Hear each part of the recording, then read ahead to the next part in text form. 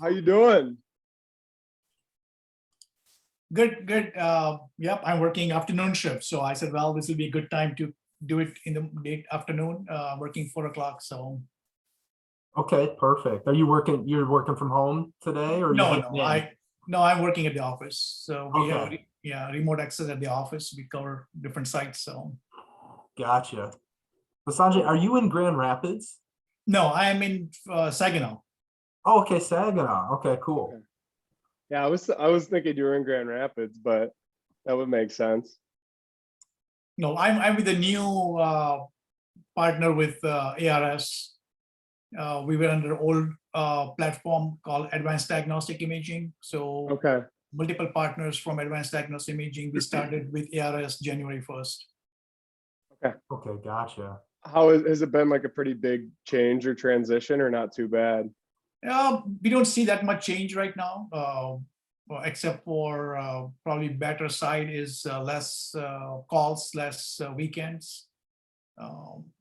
But That's good. we're not seeing that much change, drastic change right now, except that a lot of communication is on email. We have not seen a lot of people yet who we kind of work with. So, Right. Okay. Yeah. Yeah. So did the office setting change for you over there as well? Or are you in the same building, same office where you used to work out of the same system, or did you change everything up with that too? no, I still work at the same hospital, same department. When I work at the office, we still work at the same office. Yeah, that is nothing changed yet. I think all those things will change probably over time. Okay. Yeah. Okay. Cool. Cool. Cool. Well, thank you for making time. Sure. We just we had a lot of fun with you on the last session. Yeah, it was informative. I guess you guys are young, energetic, and you guys want to do something for communities. So particularly on the healthcare side, providers. So it's a good thing. Yeah. Yeah. Yep. We have a lot of fun doing it. We appreciated, you being just as fun and energetic the last time. Yeah. Yep. So, Right. yeah. It's actually, you'll be surprised. I just got Dave Ramsey's new book with her daughter today. Okay. What's it about? I mean, of course, Yeah, you just got hold it on one today. second. Let me pick it up. Sure.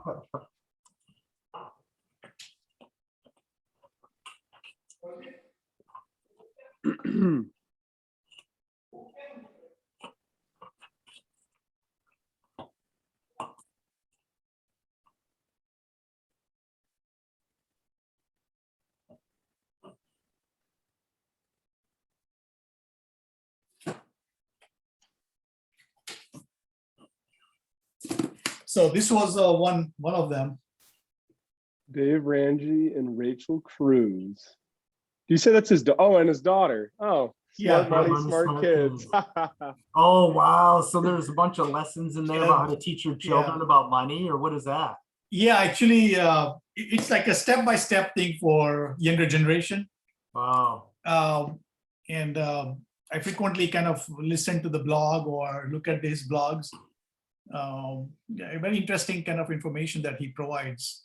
Yeah. And I think he's collaborating with a lot of accounting firms. And he does this presentation like every year, I think in May or June timeframe. I think this time it is in Florida. Okay. In May, I think. But he kind of invites a crowd. A lot of things are to the church that people go through. Yeah. Yeah. And there is another one that is just for the leadership on a practical business side. Entree leadership. Okay. Yeah. We all can always get better at leadership, especially in today's radically changing world. Just something to read on travel or something like that, just to know something about it. You always don't follow blindly, but get some good things from the wise people, I guess. Yeah. Definitely. He has such an interesting story, so I don't know a ton about him, but just from the times that I have seen him speak, or whether it's recording or a live version of seeing him, his stories about when he was in his 20s and he was really growing fast in the real estate world. And then his lenders started calling his notes, even though he was really doing well, he just went from sky high to just rock bottom. And his lessons around picking himself back up and doing things, differently the second time around. And I mean, just there's something to be said about somebody who can go out there and talk about that rock bottom crash and how it shaped and formed them for the future, So I think a lot of those lessons are great. And then also that book looks really interesting because I think trying to figure out what would be a good way to teach children about money is like, I mean, that's a deep topic that I'm sure a lot of people have a lot of opinions on, but it's something that I think we historically, and at least in this country, neglect to do very well, Yeah. A lot of people that grow up and all of a sudden they're an adult and they have credit cards and student loans, but they don't know anything about it, Yeah. Yeah. No, but it's not only in this country itself. I think it's overall, because the generation, they always kind of not want to get advice from their close parents or close adults. Just because they think that, oh, it's a different generation, they think differently. Yeah. So I think it's best thing if something that comes out from you guys as a professional and to the younger generation, I think that works the best. Because sometimes it's also like there's a generation difference in the thinking and how you do the stuff, how you go to outings, how you go to the bar, how you go to the restaurants, how you travel, all those things are different as well. Yeah. But if it comes from you guys as a professional and a younger generation, I think it makes a difference. Yeah. Yeah. I think during our the session we did with Advanced recently, where you had mentioned similar things to us about being involved with residents, maybe like what James and I would consider, and I'm sure Sanjay, you might agree, those residents that are nearing transition, they would definitely find themselves in an underserved, undereducated population as far as it relates to making choices with money and being well prepared to make that transition. Correct. And we would be very excited to think with you about ways that we can do more. We do get involved with resident programs. We do get involved with Michigan State's medical school here, the MD school here in Grand Rapids. And we've been doing that for quite some time, but we just find that when we have those sessions, it is impactful and we would love to do more. Yeah, I think, and I see they are literally craving for that information. Yeah. Because I get a lot of medical students. I get medical students almost every month. We have like about 4 students that rotate in a department. So I have one student with me 2 days or 3 days a week at a time. I can see the craving in them is about not having that knowledge about it. And they always fear. So besides their profession, how they're gonna get into residency, how they're gonna go into outside world. But the biggest fear on the other side they also have is how I'm gonna save the money, how I'm gonna get rid of my debt, how I'm gonna get my first house. There are students or residents who are like a couple or who are engaged or who are already married. They frequently, they talk about, oh, we're gonna buy a house right away. I said, yeah, that's a great choice. But make sure that you're gonna stay there for 4 years or 5 years. Don't expect to get a big return in that money if you leave before that. Yeah. And at the same time, I said, yeah, that's the best choice you do, because if you're gonna spend $1,700, $1,800 for your rent, and if you're gonna pay your mortgage only $1,500, you still have utilities and other costs on top of that. Yeah. So you're not going to make anything, but you're gonna develop your credit. You're gonna develop your asset there by doing that. And actually, while I'm talking to you guys, I'm on a text with my daughter right now. She's just putting offer for a house in Chicago. So, okay. That's great. Hey, you do what you got to do. That's No, that's fine. I told her I'll be not available for next hour. So She got a residency in the pediatrics in Oh, in Illinois. Very So cool. she's planning something close by, suburb of Illinois in Chicago. So yeah, but those kids, I don't think they have any information at all. Whatever information they get is from the friends or from colleagues, or maybe sometimes they get the information from their parents. Some of the kids have got good backup from the parents, but most of them they don't.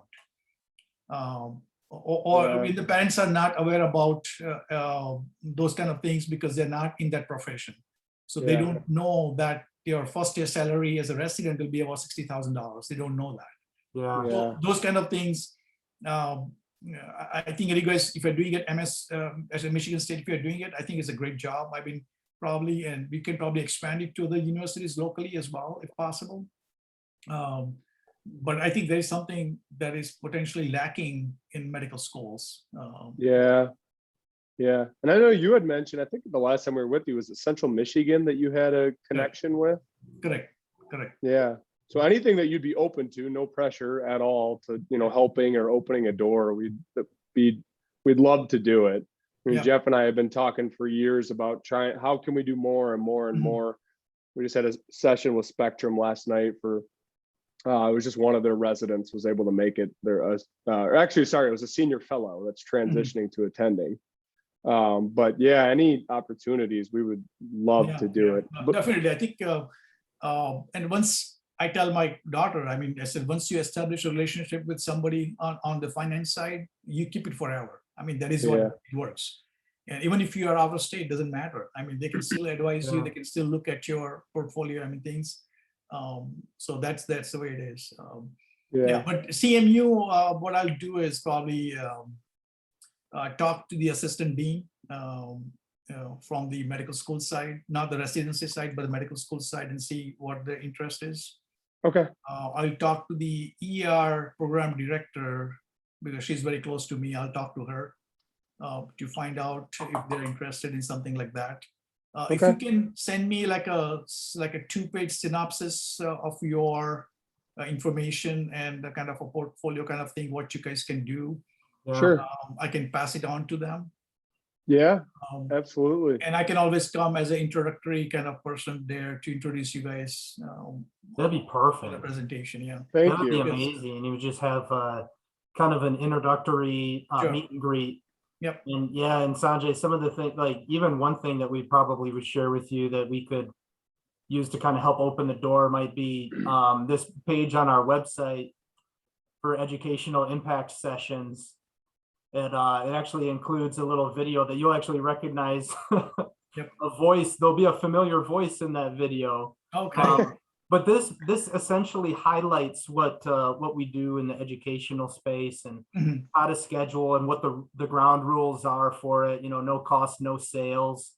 We're here to educate and make an impact. And really, I think one of those hurdles that we have at a grassroots kind of slow paced level have gotten to the point where people know that they can trust that what we're there to do is to create a safe environment for a young aspiring or a young physician in training to learn about the things that are going to be very important when they do ultimately transition. And some of those things they need to start making decisions even in residency, some hands-on decisions, but we just want to create that space where they know they can come and interact, be it with us or with their peers, and learn about how to make good decisions and not feel that they're going to be pressured into any type of sales conversation whatsoever. And we've had really great momentum in building that, but it's been by just doing the right thing and showing up and being present and not trying to sell anybody on anything. Yeah, no, I think that will be a good approach. And sometimes you might have to keep like a question answer kind of option open. Yeah. Because that might be something will cause on the spot interactions, and you probably know more about what they are looking for. Yeah, and that's what we encourage people to do is come with questions, and sometimes we can poll the audience, and if people have time, we'll poll the audience beforehand to see what it is, if there are any topics they want us to kind of, have an overview of, but we try to keep it more interactive and less presentation Mhm. and more open forum. So we would love to have a session with you and some of these leadership folks over there and see how we can just be a resource. That'd be Yeah, great. I think that might be a good start.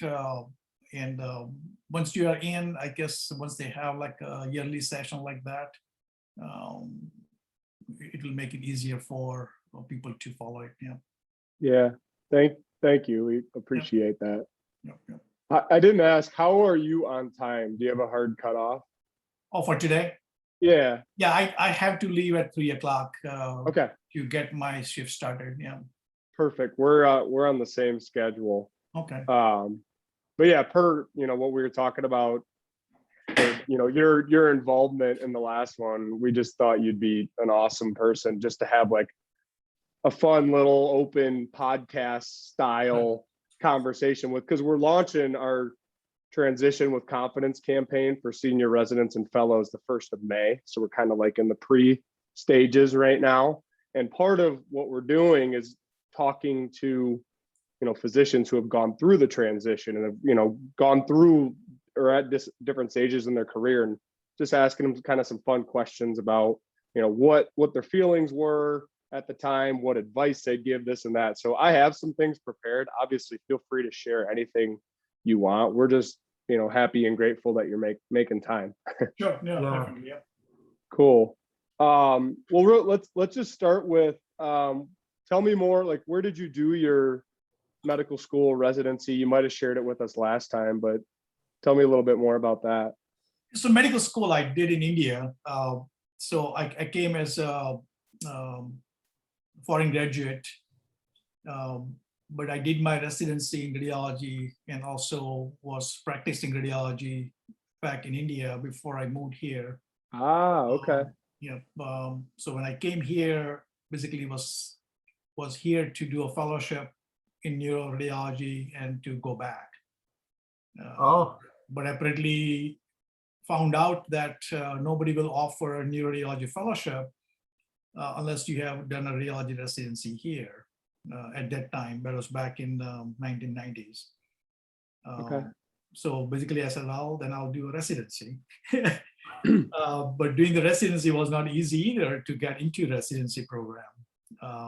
So what I did was I did intramedicine first, then transitioned into radiology, then did 2-year neuroradiology fellowship. And by that time, kids were born, and I was almost here for last 9 years at that point.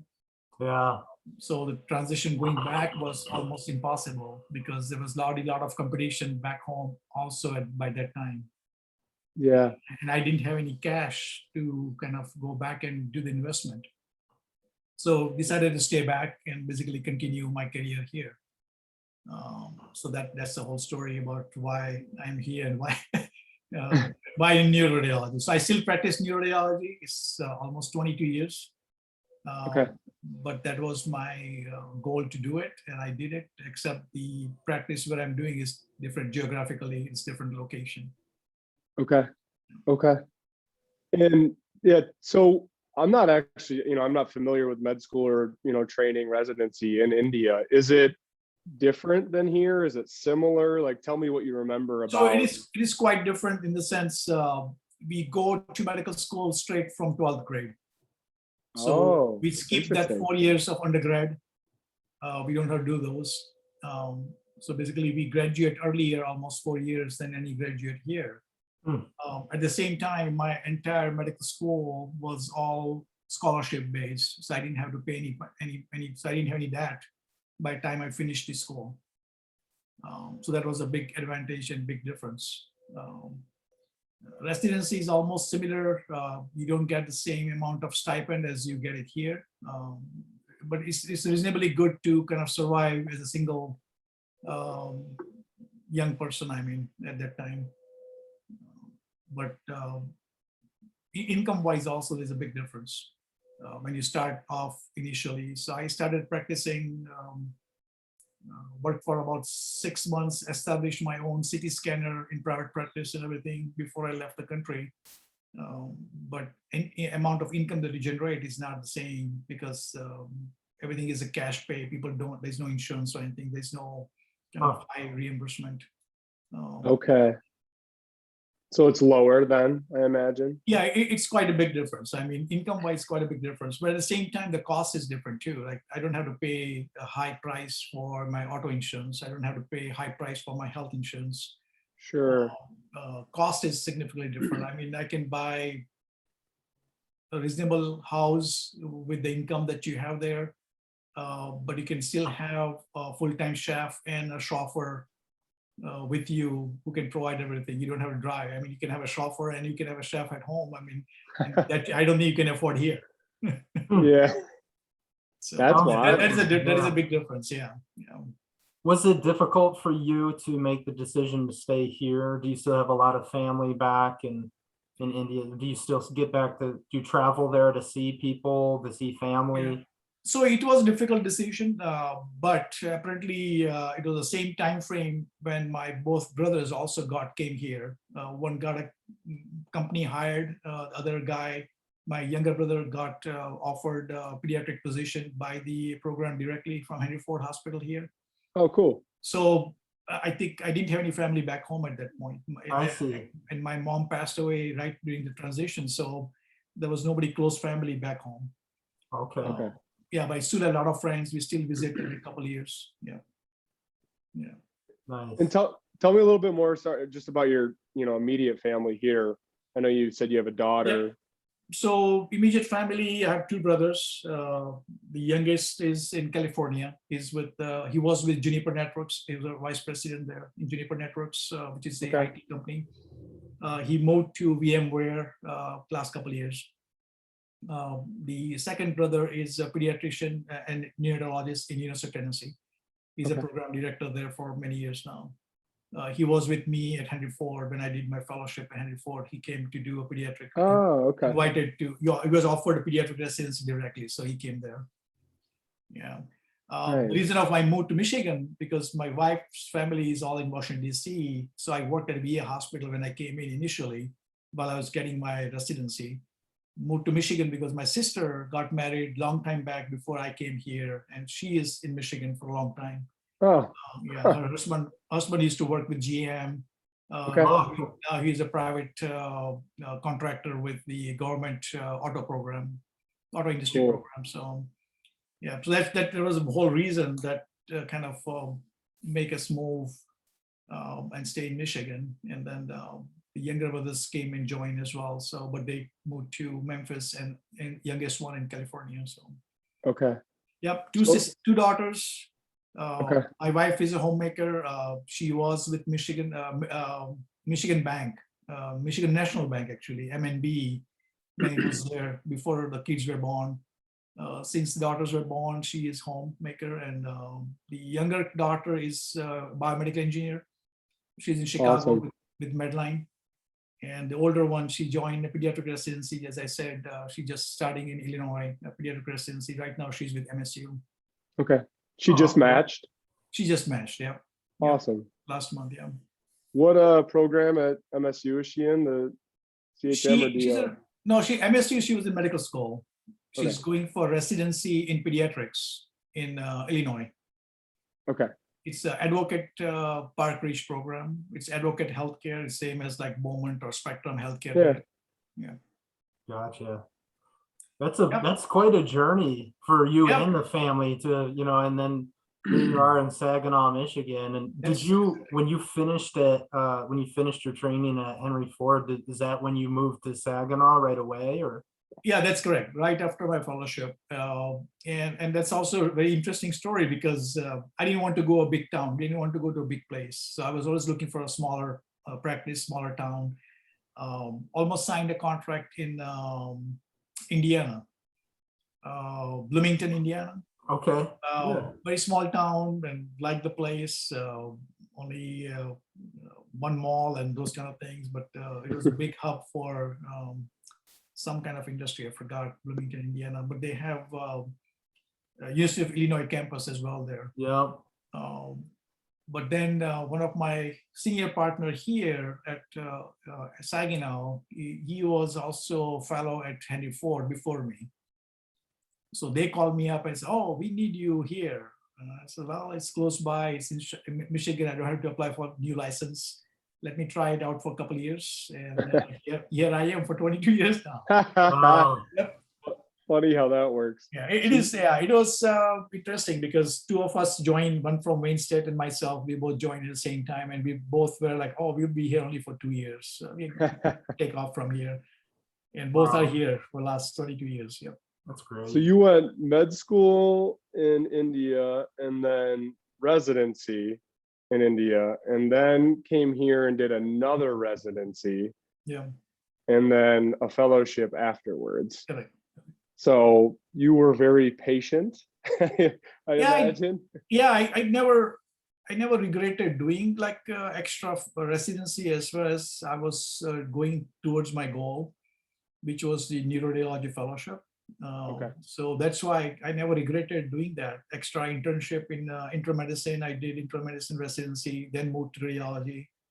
And doing radiology was like I was doing a job. I mean, I did not feel like I'm doing a residency because I knew everything. I was basically working as a staff Mhm. Sure. and not getting paid as a staff. That was the only difference. Yeah. Right. But I never regretted that because a lot of experience. I mean, you get more confident when you do the same thing again and again. Yeah. And that is what gave me extra time to learn about the finances at that point, because Okay. I'll read about the things, I'll do it myself, because none of us from my family had any experience on the finances. Or what legal rules are here and those kind of things like 529. I didn't know about 529 till my oldest daughter was 9 years old. Mhm. Okay. But I learned myself, and I was very aggressive in that right from beginning. Yeah. But those kind of things which I did not learn myself, or I did not get a chance to learn or know about it early on, I feel that kids in medical school and residents, they should know it beforehand. So they are ahead of the curve rather than starting late, which I started late, but I caught up very good because I was very aggressive for everything. Yeah. So walk me through, I mean, I know it sounds like, you don't regret anything. You enjoyed your fellowship because you got extra time to get the training you needed. You learned more about finances and money, but you did mention not being paid, like you were, a full-time employee. Yep. So walk me to like when you were a senior fellow close to graduation and maybe you had just signed your employment contract. Like, do you remember kind of like how you felt? Was it excitement? Was it nerves? Was it mixed? Was it like, hey, I'm finally gonna be making money, but hey, I gotta go, be a full-on attending? Or I guess kind of walk me through both like on the money side of things and just life in general, like how you felt. Yeah. So if you life in general is kind of interesting thing because you always like you feel like that. Okay, well, you achieve your goal now. You are getting there. But kids were already there. They were born already. The older one was 6 and the younger one was 3 when we moved to Saginaw for his first job. The only thing I regret is at that point, because if I see all my colleagues back home in India, they're all established. I mean, they already have their own house, they have their own cars, they have chauffeur, everything. I mean, they were already kind of full-fledged because I have to spend that 9 years doing that all again. I was 9 years behind them. That's what I felt. But that was not too long because the satisfaction of doing the work was much more that you get at work. So finances were a totally different side of it because I never looked for big money. I never was like kind of going after the money. The important thing that I have learned is from my dad important thing is to manage what you have rather than trying to get bigger. And because that will automatically, if you manage it right, you should always be happy. I mean, that's the thing. So I was never kind of too excited about making from 70,000 in my fellowship, second year fellowship at Henry Ford, to making 300,000 in my first job. Yep, of course, when you do the contract, you always negotiate, you try to look for more, but that was not the goal for me at that point. But the interesting thing is the adjustment in how you're gonna live and how you're gonna buy a house and those kind of things. But I also did not get into that issue too much either, because I already have a house in my residency. I bought a house in my first year in my residency. Okay. And basically when we moved to Saginaw, before we moved to Saginaw, we already bought a small house. So transition wise, we kind of did it very smoothly, that from a smaller place to a little bit convenient and comfortable place. And then we decided about our own house in Saginaw. That was after like 4 or 5 years. Okay. But yeah, sometimes people get excited of like, oh, well, I'm making 60, 70,000 as a resident or a fellow. And I'm gonna get like, oh, this much money. Yeah, but still your lifestyle does not change right away drastically from that 70,000, 90,000 to $300,000. The important thing is how you manage that difference and make sure that you save enough for your future, so that you will never get into a crunch that you have to live paycheck by paycheck, which I still feel some of my partners do that. And that is very difficult and very, very unnerving in the sense you feel like that's not the right way to do it. So I hope people don't get into that trap, particularly in the healthcare providers, I mean. Yeah. Yeah. So what do you think, I guess, separated you and like how you were thinking? Was it your dad? Was it the books you were reading about finance? Was it because you spent the time reading the books versus most of your peers might not have been, like you just said? Yeah. Or what? No, I think it started with the background itself, like how you grew up. Okay. So most of the time, that is always the thing. But if somebody has said something to you in your residency or fellowship, I think it will add up as well. But of course, reading the books and things or reading the blog, I learned it last 10 years. I mean, I never had a chance to read the books or do something like that, even to the point that I did my master's in health administration and finance in 2018. So I just Okay. got graduated in Wow. 2019. So yeah, right before the pandemic, I graduated. So Congrats. yeah, thanks. But that is, I mean, you learn over time, and you're not never. I mean, but thing is, if somebody has given me a hint that, oh, you can do a Roth IRA, backdoor Roth IRA, even though your income is high, or if somebody had told me about 529 that kids are born, you need to get a 529. I think it would have been a different ball game too. But I don't regret that. But I'm hoping that a lot of younger kids get that information early on. If they do it or not do it, it's their choice. But if they have that option, or if they know about, or they have knowledge about it, I'm pretty sure they'll do it. Yeah, it's interesting when you said you had the comment about some of your peers that, they're veteran attendings down the road that are doing really well professionally, but they maybe still feel like they're kind of, living paycheck to paycheck. And usually one of the expressions that we hear communicated to us in one way or another is that sometimes when people transition from training into attending, their income goes to like 3x, but they feel more stressed Correct. about finances than they did in training, and they just kind of feel that they're just in quicksand or they're drowning, and Right. That can be very frustrating. And I think, but the people that separate themselves with having that hunger to learn and the hunger to live a balanced life and do things the right way, like you did, as long as you have good resources, you can do extremely well. That's and, exactly and right. also live a very, comfortable within your means kind of lifestyle. Yep. And, but that's really interesting because we do see that, people that are doing very well and, Yep. but because they didn't have good quality information when they needed it most, Correct. kind of get themselves in they paint themselves into a corner. And that's why, I think really one of the reasons why we've really had so much fun when we have an opportunity to get in front of and just help give people the answers to their questions, or to kind of accelerate that learning curve so that they can make the transition making really good choices, and just do it right the first time, you know? Mhm. Yeah, and the thing is, a lot of laws and the legal things keeps on changing, which everybody does not have access to it right away. But if they have connection to professionals like you, then definitely they'll get that information earliest, right? Yeah. So that's kind of thing. Like today, I was talking to my accountant and found out that capital gains. So I have a property that I'm trying to sell, and they said, "Oh, well, you might have a capital gains for that." Oh, let me see. Wait a second. Let me see, because you might have some old losses that we can adjust to that. Yeah. Mhm. Now, I never knew about those losses because I don't kind of keep checking my tax papers and everything every time, right? But something like that. So you guys always can probably get some good information at a split second when somebody can approach you, but they have to approach. I mean, they have to, it's in their hand, but they should know who to approach. That's more important too. Yeah.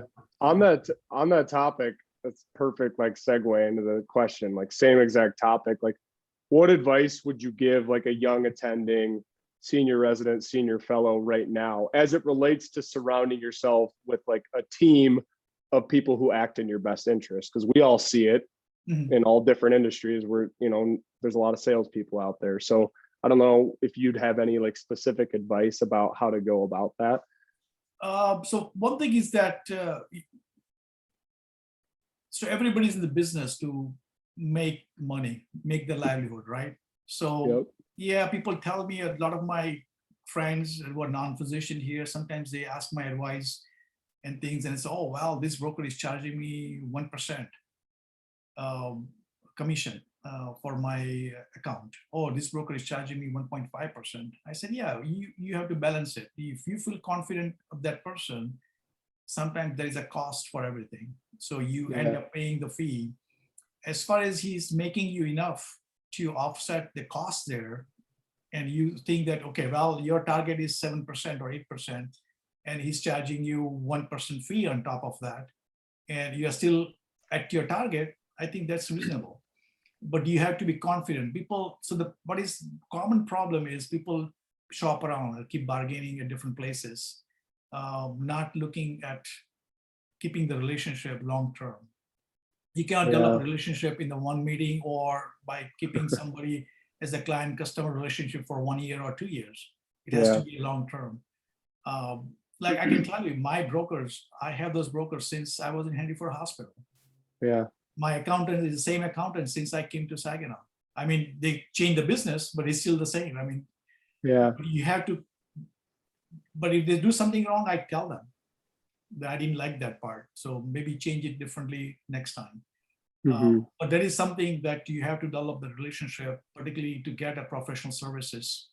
And there's always a cost to that.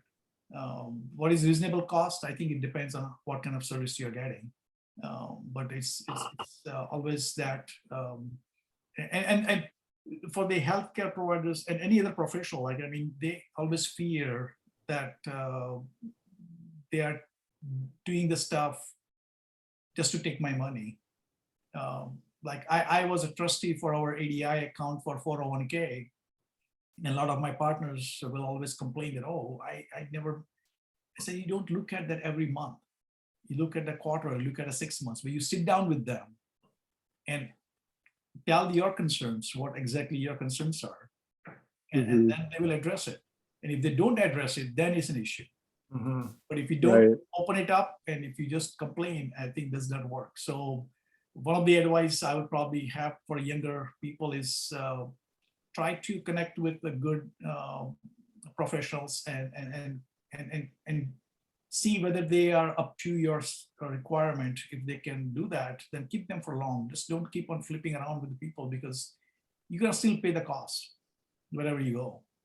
I think biggest fear people has is the cost. And they say, oh, well, they charged me 1.5% for the whole year and I only made 3%. I said, yeah, but that must be the market that year or something like that. But if you tell them that, oh, my target is this, what they can do for you at your age, it's not guaranteed, but it's something there. But everybody is in the profession to make the money. So you cannot say that they charge you more or less. Right. It's Right. interesting about the, the concept of people looking around, and I mean, of course we all do that. We all kind of weigh our options with a service or a store or whatever that we typically use in any given year. And we kind of think about what else might be available out there. Do you, from your perspective, because you definitely have, you're, a lot closer to how people might make those decisions maybe than we are, but what would you say, if you had to guess, is what causes people to continually look around for something better? Yeah, I think sometimes it's disconnect in the sense the communication is poor. I mean, I meet with my broker both from my 401k and my personal accounts every quarter. Mhm. I mean, since inception, I mean, I have done that, and they like it, they love it. I enjoy it because at least they know that I'm getting involved. So the involvement from the customer is much more important, right?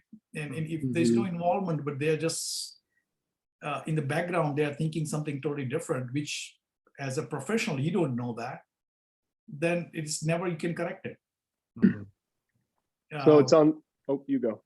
So I think that is a reason that people kind of say, oh, well, I never got a good backup, good outcome on my investment from this broker, so I'm going to look for somebody else. But did you try, or did you tell them, or did you talk to them? Did you sit down with them every quarter or every 6 months to see why it is not doing that? If they don't, if you fail that, then definitely it doesn't work. Yeah.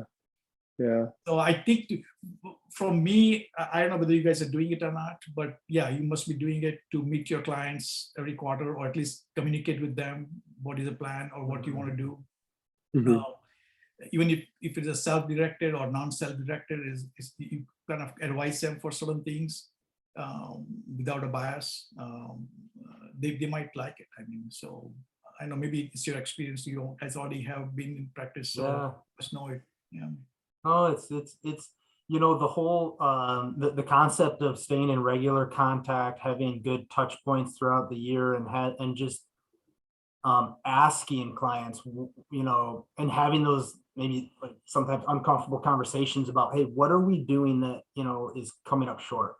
Is there other areas that we can do better, that we can improve on for each individual client? Because everybody has different sets of expectations too. Right. Yeah. But that's just really insightful, because I think the level of engagement that an advisor or a doctor would want from a patient or a client, Exactly. Right. right? It can be the same thing, a doctor that has a patient that you see something that you can help them with, and you deliver that advice, and it's neglected by the patient. That can be frustrating, and it can go both ways, with a patient that might be frustrated with the medical advice that they're getting, or a client being frustrated with the financial advice that they're getting. And Right. I think that engagement level is, and just having open, honest communication is probably what is beneficial for both parties. Yep. Yeah. But it's challenging, I'm sure, and Yeah, it is challenging, but at least to me, I think personally it worked for me. So that's what I would probably suggest, that at least open communication and frequent meetings. yeah. One thing it lacked was like nobody will, I don't know, maybe it's just a culture here in US that nobody advise you or tell you upfront, okay, these are the steps you take when you are at this age. These are the steps you take when you're at this age. Your accountant or your broker will not ever tell you.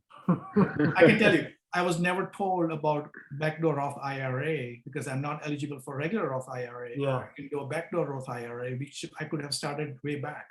Yeah. I was never told about that till I personally dig into that and then asked for advice. Then I found out. Yeah. Same thing for 529. Nobody told me about 529 because none of my close family members were in that age group or anything like that could have told me about it. Till the kids were kind of older age group, but still we can do it. Yeah. A lot of things is people like that, right? I had some that, but not that great because I did not do medical school here. But that is something that I always kind of talk to the medical students when they rotate with me, that plan to pay our debt. Don't wait for government to waive it. It's never going to Yeah. happen. Yeah. You don't want to carry that burden on your head because that all affects your credit score. So everywhere you go, you're going to pay a percentage more for anything that you take a loan for. Hmm. So pay your debt earliest, plan to do like, but those kind of things, I don't think we hear directly when you have a patient or client customer relationship for something else. Like life insurance. I mean, there are different types of life insurances, but what works best for your particular age, people fear that because all the licensed life insurance agents, they all talk differently. Yeah. So, I Yes. mean, so that is difficult. So unless so people fear about it, I have my life insurance guy since 22 years since I came to Saginaw. Same guy. We are good friends. I Yeah. mean, and I know if you go with a good, big, well-known company, you never go wrong. Yeah. But he advises me great. I mean, he told me that, okay, this is your age group. You want to have a whole life insurance to start with, but then cover a little bit in between by term. When your peak time is between 45 to 60, you want to keep up covered with the term insurance. So that is a kind of good idea, which I think it works the best because it's your peak time of your earning. You want to have that term insurance at that time. Yeah. After 60, you don't care about term insurance because you already collected a lot of asset by that time. Yeah. Yeah. Couple other questions just for the sake of the time that I'd like to get in. So just like right now, like what, like if there was a, senior resident, senior fellow who's graduating in a month, 2 months, what advice would you give them just as it relates to life, like in general, and like maybe like thinking about their lifestyle or how they want to live or where they want to live, like those types of things, or work-life balance. Like, I don't know if you have anything to touch on with that. So, well, I mean, it's different for different individuals, but I think because depending on what the stage they are, if they're already engaged or they already have significant others close by or something, people who are individual, I mean, particularly with the residency time frame, you don't want to live in a posh area. You don't want to live in a kind of a remote place or away from the hospital where you're working or where you're in residency, because you're gonna save time by staying close by. And the residency timings are kind of weird as well, because sometimes you have to go odd shifts, so you're late at work and those kind of things. So if you stay close by, you save a lot of time. And when you're free, you can always drive out anywhere. Yeah. I mean, so you can spend that time that way. Besides that, I guess lifestyle wise is you can enjoy your time whenever you can. The thing is, day to day, you'll not be able to spend too much time outside. So plan what your goal will be in 4 years or 5 years. Do you want to go from residency to a fellowship before you do practice? Or you want to, from residency, you want to go into practice right away? So depending on that, you can plan to buy a property where you are staying instead of paying mortgage, or instead of paying a lease payment on an apartment, because the mortgage payment will be almost coming the same, or the cost will be almost similar. You might save maybe 3 to 5%, maybe, depending on how expensive property you are into. Yeah, but one of the thing is about planning for, like, I frequently tell the medical students, I said, what is your goal primarily? What geographic area you want to live for future? Try to get your residency or fellowship in similar location.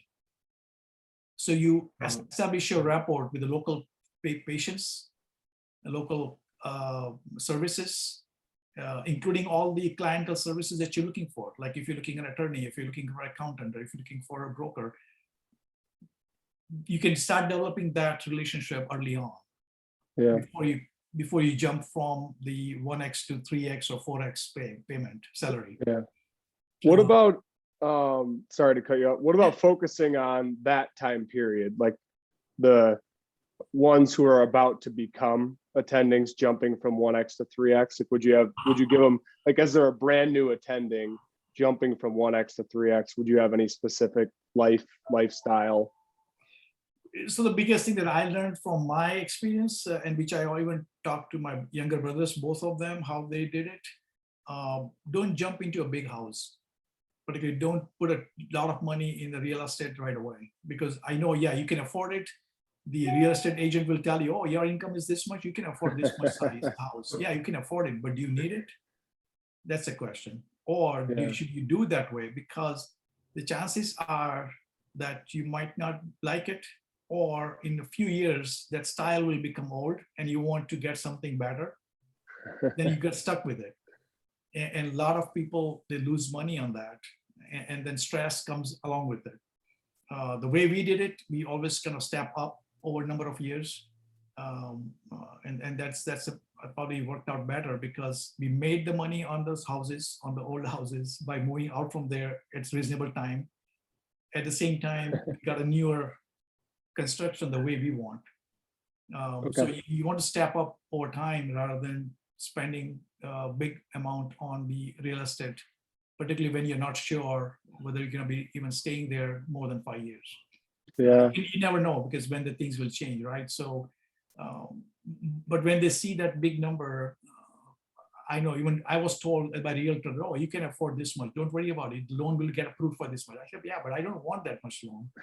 Ultimately, I have to pay the mortgage anyway. Yeah. Yeah. So, Yeah. What about as it, you're gonna say something, Jeff? Oh no, I was just gonna say it. Sometimes what we hear is that it's difficult, especially when somebody is, going to be moving from town to town. So if they've already signed an employment agreement, they're going to move across the country. They have to decide where they're going to live, and then they feel a little bit rushed into that with when they haven't even received a real paycheck yet. yeah. And so they're out there, and all the lenders of the world make it really easy to borrow with those zero down physician loans, which are excellent, of course. Yeah. But in terms of how much, what should somebody do? It's tough. It seems very stressful for people because they don't have much time to make those decisions. Would you, for people that are maybe moving from one city to another, that have to make a decision about where to live before they even know anything about the new city they're moving to, would you give them different advice about, maybe rent for the first year until you decide where you want to live, to where you want to buy a house, or what kind of advice would you give there? Yeah, that would be great idea to do that way if it works out. Yeah. No problem. Hey, Jackie.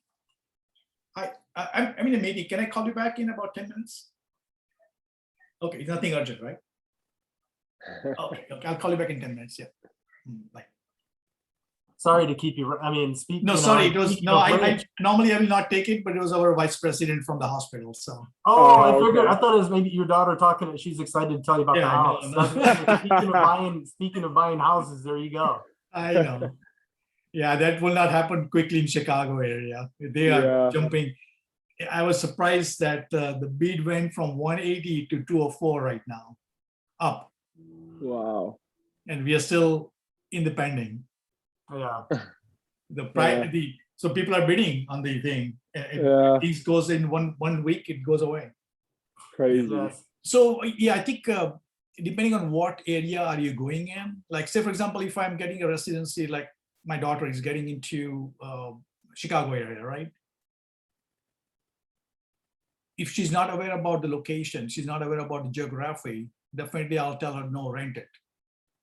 You cannot jump into buying it because you don't know the location, you don't know the area. She has been there before for doing her master's for 1 year. So she stayed in Northern Chicago area. My younger daughter is all in Lincoln Park, Chicago area as well. So nice.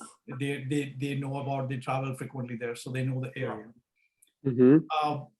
My nephew, he moved to University of Michigan in Ann Arbor for residency in radiology. So I told him, I said, nope, you're not buying it. Because you don't know the location. Yeah. You Yeah. don't know the area. And I said, I know the area in Arbor. If you buy something, it'll be very expensive. On top of that, there is very high property taxes. Yeah. So I said, for you as a resident, just rent something first year and see what you like, where you want to stay. And then depending on your friends and everything. He's gonna go out now next year for a job somewhere. And I told him the same thing because I know his personality, that he will like to have new things. He will probably make a decision quick and then probably regret of doing something bigger or higher or something like that. So I told him the same thing. I said, no, just rent it for the first year. You might lose the amount you think that you lost on the rent, but you will get a better location once you get there, wherever you go. Mhm. So yeah, I think depending on where you're going, somebody is aware about the area, and if they know about the area, they know that they can stay for 4 to 5 years, or they can afford to stay 3 years and maybe get a rent for the following couple of years. If they can afford the mortgage at that time, I would probably say look at the thing and then make a decision. Yeah. Yeah.